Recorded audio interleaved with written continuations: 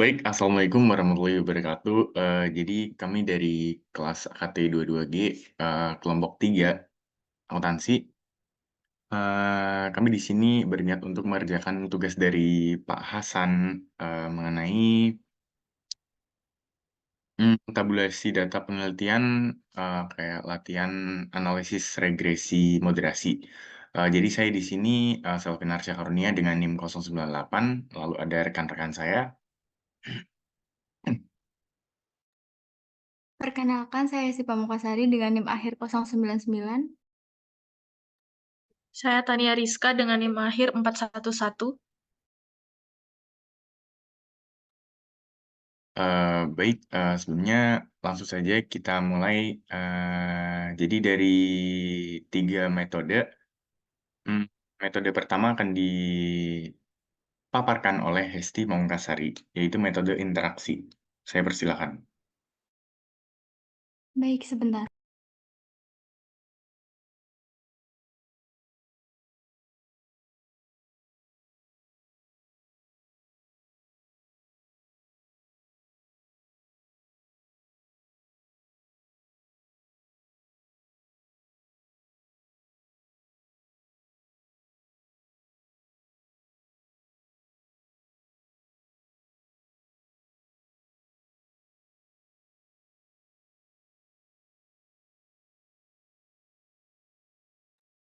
Udah kelihatan belum?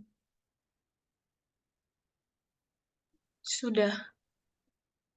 Baik, di sini saya akan memaparkan metode interaksi dengan uji moderasi.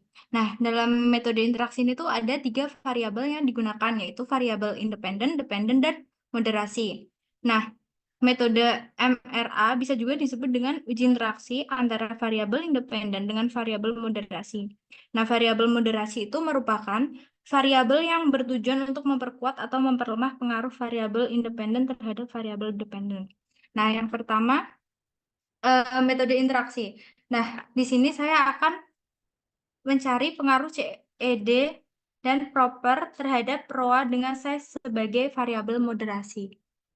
Selanjutnya kita masuk ke SPSS. Ke variabel view dulu.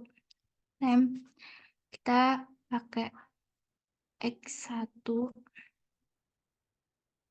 X2, Y sama Z. Nah, di sini kita ubah desimalnya dulu menjadi 0 agar tidak koma.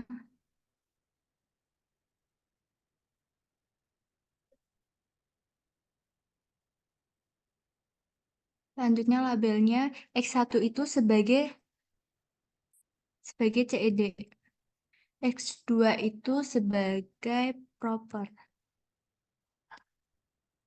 Selanjutnya Y itu sebagai ROA. Nah, Z itu sebagai size. Selanjutnya measure-nya kita ubah menjadi scale.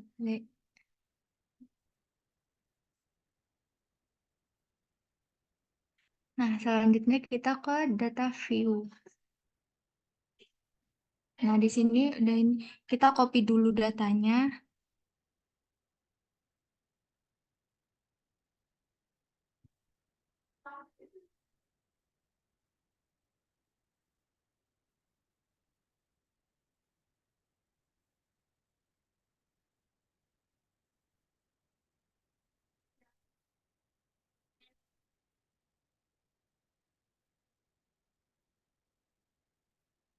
Kita masukin ke sini. Selanjutnya kita copy datanya lagi. Yang proper.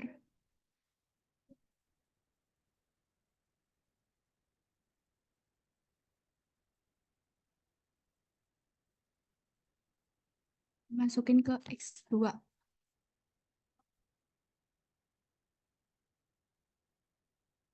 Selanjutnya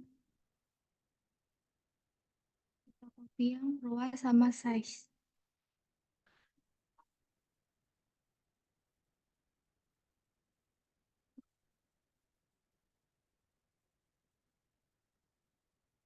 ke Y sama Z. Nah, baik. Kalau udah kayak gini, selanjutnya kita ke analyze, kita ke regression, linear. Nah, selanjutnya kita masukin dependent itu, yaitu Y. Selanjutnya, independennya itu X1 sama X2. Terus kita, oke. Nah, ini udah muncul regression yang pertama. Bentar.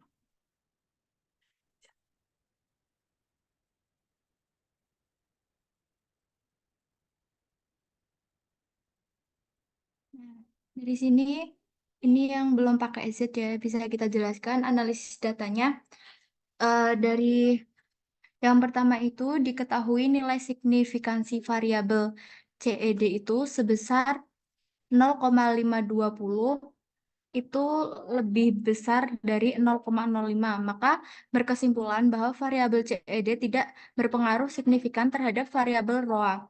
Nah, selanjutnya diketahui nilai signifikansi variabel proper sebesar 0,62 itu lebih besar dari 0,05, maka sama saja berkesimpulan bahwa variabel proper tidak berpengaruh signifikan terhadap variabel ROA. Nah, selanjutnya dari model summary-nya dapat diketahui kalau nilai R square itu sebesar 0,005, maka memiliki arti bahwa pengaruh variabel CED dan proper terhadap variabel ROA sebesar 5%. Maaf, ini 5%. Baik, selanjutnya kita masuk ke datanya lagi. Selanjutnya ini analisis regres yang kedua. Bentar. Kita masuk ke transform compute variable. Nah, di sini kita namain target variabelnya X1 Z. Nah, di sini X1 dikali sama size Z. Oke. Nah, ini udah ya. Terus langkah selanjutnya kita ini dulu, langsung langkah selanjutnya kita ke data view lagi. Bentar. Ini kita ke variabel view dulu, kita desimalnya diubah dulu jadi 0. Nah, di sini kita namain CED dikali dengan size. Nah, selanjutnya kita ke data view.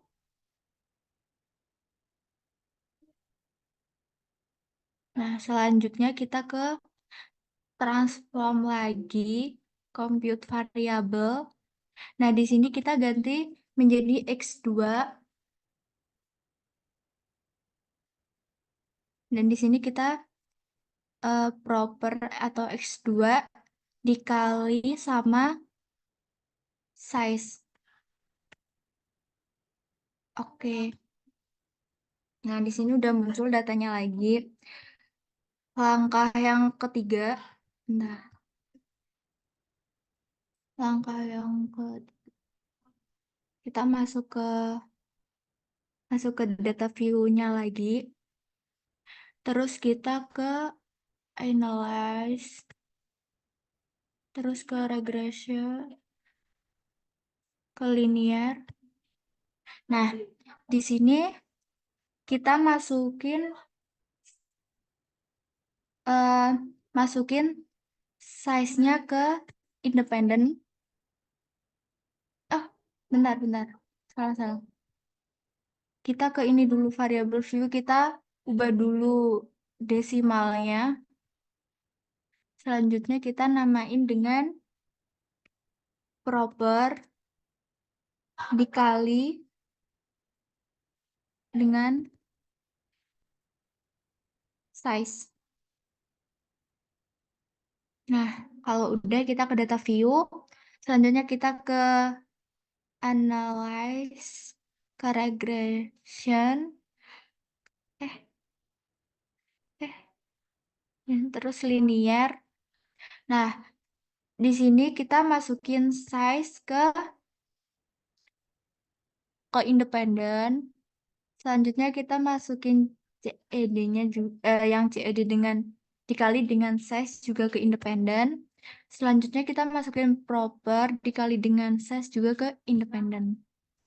Selanjutnya kita oke. Nah, udah. Jadi bentar. Jadi di sini kita akan menganalisis koefisiennya.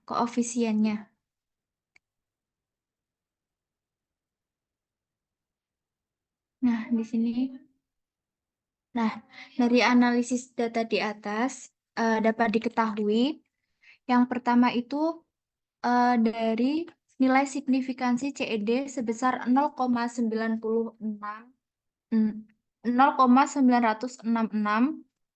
itu lebih besar dari 0,05. Maka berkesimpulan bahwa variabel CED tidak berpengaruh signifikan terhadap variabel ROA. Selanjutnya, diketahui nilai signifikansi proper sebesar 0,741 itu lebih besar dari 0,05. Maka berkesimpulan bahwa variabel proper tidak berpengaruh signifikan terhadap variabel ROA. Terus selanjutnya diketahui nilai signifikansi size sebesar 0,001 itu lebih kecil dari 0,05. Maka berkesimpulan bahwa variabel size berpengaruh signifikan terhadap variabel ROA. Nah, jadi diketahui nilai signifikansi variabel interaksi antara CED dengan size sebesar 0,350 itu lebih besar dari 0,05. Maka berkesimpulan bahwa variabel size tidak mampu memoderasi pengaruh variabel CED terhadap ROA. Selanjutnya, yang kedua diketahui nilai signifikansi variabel interaksi antara proper dengan size sebesar 0,273 itu lebih besar dari 0,05, maka berkesimpulan bahwa variabel size tidak mampu memoderasi pengaruh variabel proper terhadap variabel ROA. Sekian materi dari saya kembalikan ke moderator. Baik, terima kasih untuk Hesti telah memaparkan metode yang pertama. Untuk metode yang kedua, ada metode selisih mutlak. Saya persilakan kepada Atania. Baik, terima kasih. Di sini saya akan memaparkan metode selisih mutlak. Jadi, apakah udah terlihat? Sudah? Oke, jadi di sini nilai selisih mutlak itu adalah untuk menguji pengaruh moderasi, yaitu dengan jadi fungsi dari metode nilai selisih mutlak itu untuk menguji pengaruh moderasi dengan menggunakan metode nilai selisih mutlak dari variabel independen, yaitu variabel X1, X2, dan M sebagai variabel moderasinya, serta Y sebagai variabel dependen. Pertama, kita memasukkan datanya terlebih dahulu, yaitu di variabel view Y sebagai variabel dependen,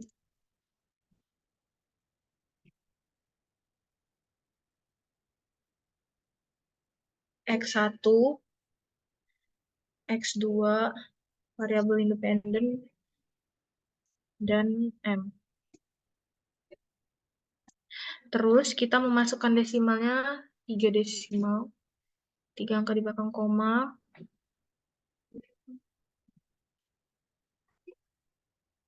Lalu kita mengubah measure-nya menjadi scale.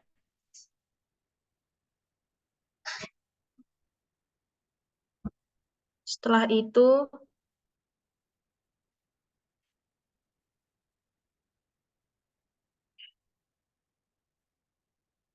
kita memasukkan labelnya Y sebagai ROA, X1 sebagai CED, X2 sebagai proper, dan M sebagai size. Selanjutnya, kita ke data view. Kita memasukkan angka dari data yang ada.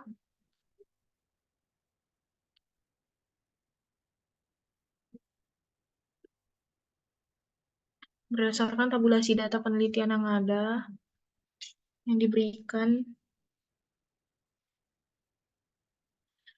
Yang pertama, Y-nya itu ROA.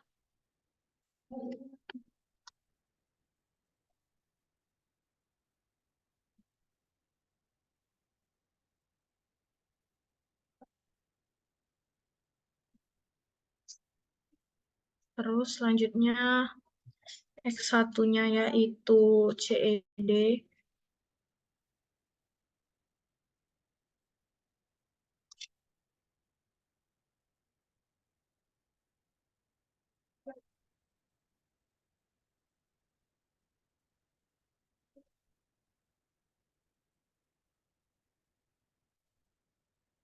Lalu X2-nya yaitu proper.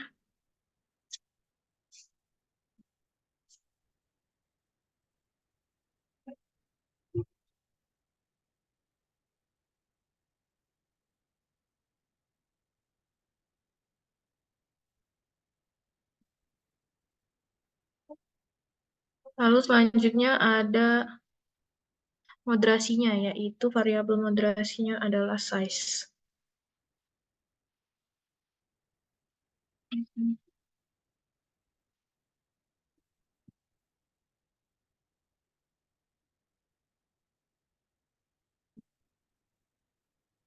Oke.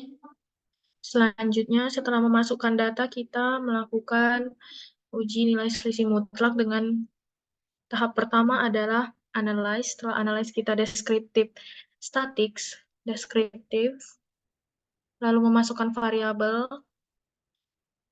X1, X2, dan M, lalu save standardized value as variable. Lalu ketika muncul tabel descriptive static, kita akan meng-close. Selanjutnya, kita pilih transform compute variable, yaitu kita masukkan X1. Kita akan memoderasi antara X1 serta moderasinya M. Numeric expression-nya absolute antara Z-score yang pertama, yaitu CED, dikurangi dengan Z-score yang yaitu moderasinya sendiri. Selanjutnya kita klik OK. Setelah itu lakukan langkah yang sama untuk variabel yang kedua, tapi kita ganti target variabel name-nya menjadi X2 dengan memoderasi. Lalu yang diabsolutkan tadi juga diganti. Variabel yang kedua, Z-score yang kedua. Klik OK. Selanjutnya kita pilih analyze. Terus kita memilih regression, linear, dependent, variabel dependent atau variabel bebasnya itu ROA, serta independennya adalah Z-score-nya hingga moderasinya tadi. Oke, lalu kita klik OK, sehingga didapatkan tabel koefisiennya. Dengan itu dapat disimpulkan bahwa berdasarkan tabel koefisien yang ada, size tidak memoderasi hubungan antara CED dan ROA.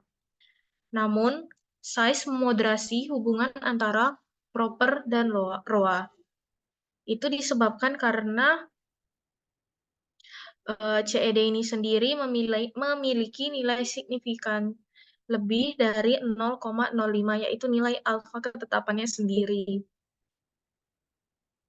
Sehingga dia tidak memoderasi. Namun proper itu memoderasi dikarenakan nilai signifikansinya itu kurang dari 0,05, yaitu 0,042 itu sendiri.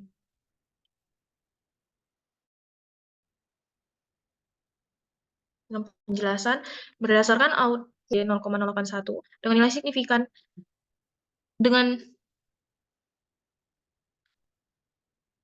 nilai signifikan 0,138 lebih besar dari alfa, yaitu 0,05, maka disimpulkan bahwa variabel CED tidak berpengaruh terhadap ROA, tidak memoderasi, dan tidak signifikan.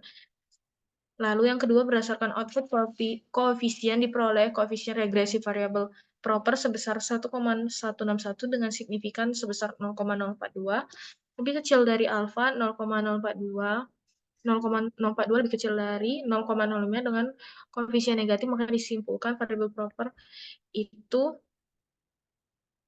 dimoderasi dan signifikan terhadap ROA, memoderasi dan signifikan. Sekian penjelasan dari saya. Terima kasih.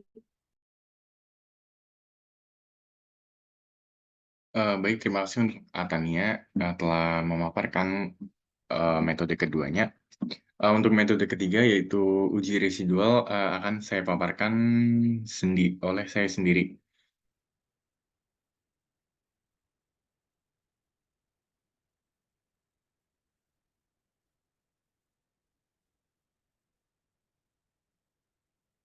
Baik, apakah sudah terlihat? Sudah. Oke. Untuk pertamanya, kita tentu aja perlu data untuk disalin ke software SPSS-nya.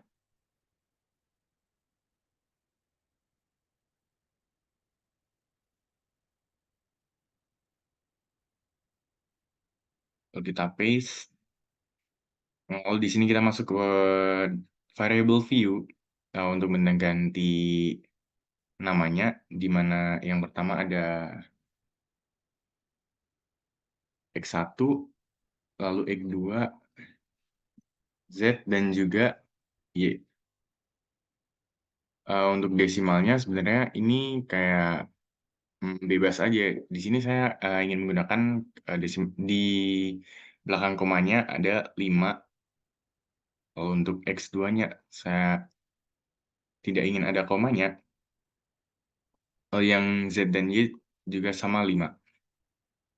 Lalu untuk labelnya X1 itu ada X1 ada CED, X2 ada proper. Untuk Z-nya ada size, dan variable dependent atau Y-nya ada ROA. Lalu measure-nya ada bisa kita ganti ke scale semuanya.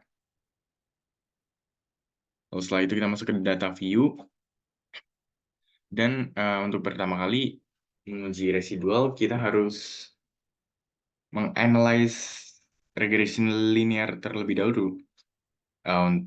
Di mana variable dependent-nya adalah size atau Z-nya. Dan independennya ada X1 dan juga X2. Di sini kita akan masuk ke analisis perhitungan yang X1 terlebih dahulu.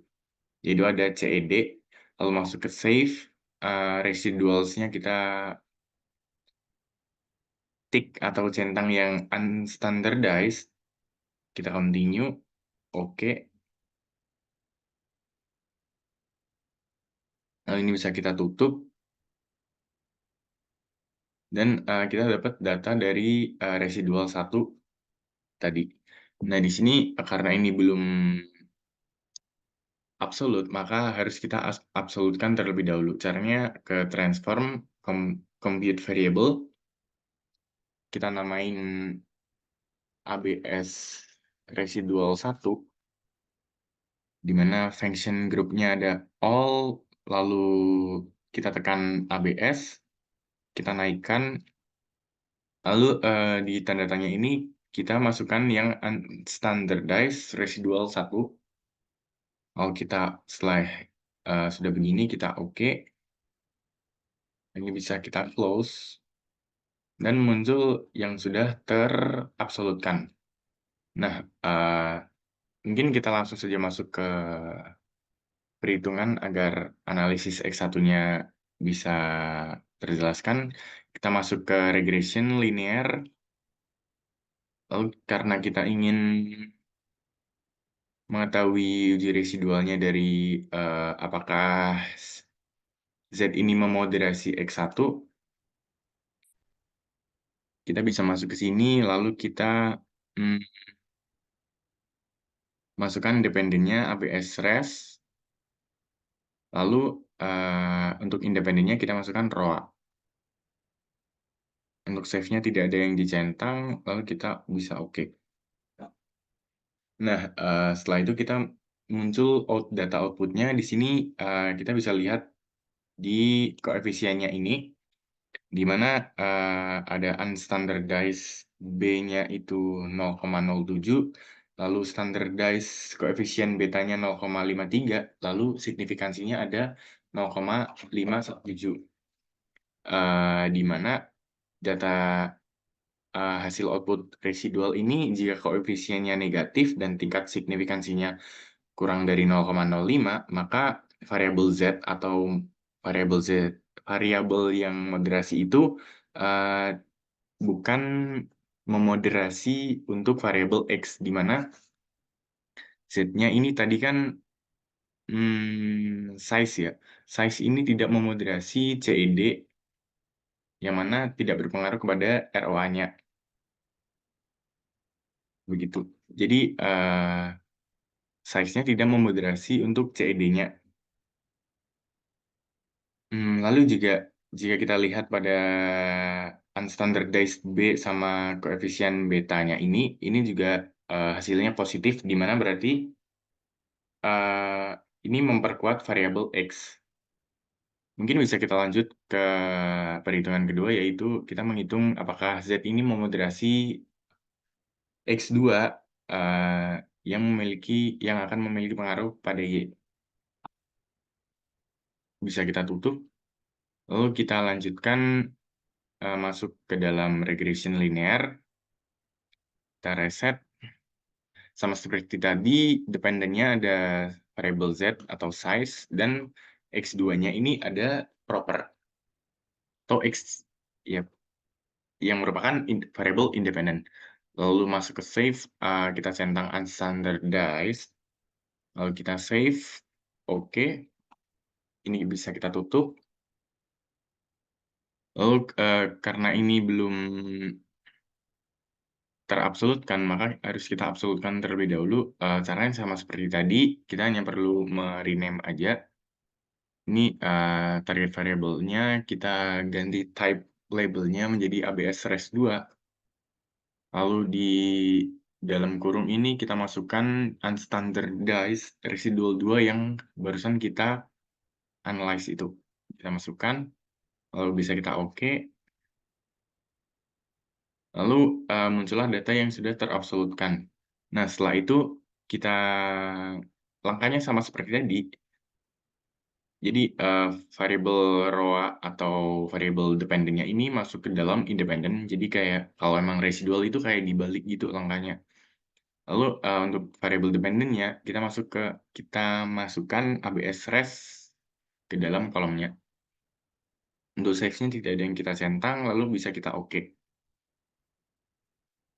Nah, sebenarnya hasilnya hampir sama malah seperti X1 tadi, di mana ini variabel unstandardized B sama koefisien betanya ini lebih dari 0,05, yang mana berarti tidak memenuhi syarat kalau Z ini memoderasi X2 dalam mempengaruhi Y. Lalu juga karena signifikansinya ini signifikansinya ini lebih dari 0,05, jadi X2 ini juga tidak berpengaruh signifikan terhadap Y, yang mana proper ini tidak berpengaruh signifikan terhadap ROA. Sama seperti hasil output dari CID atau X1 tadi juga tidak signifikan.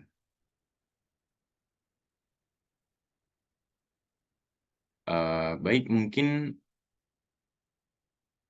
sebentar. Baik, mungkin segini saja paparan dari kami. Karena tiga-tiganya metode sudah dijelaskan oleh kelompok kami, mungkin segini saja. Hmm, Mohon maaf jika ada kesalahan. Saya tutup. Wassalamualaikum warahmatullahi wabarakatuh. Waalaikumsalam warahmatullahi wabarakatuh. Terima kasih semuanya.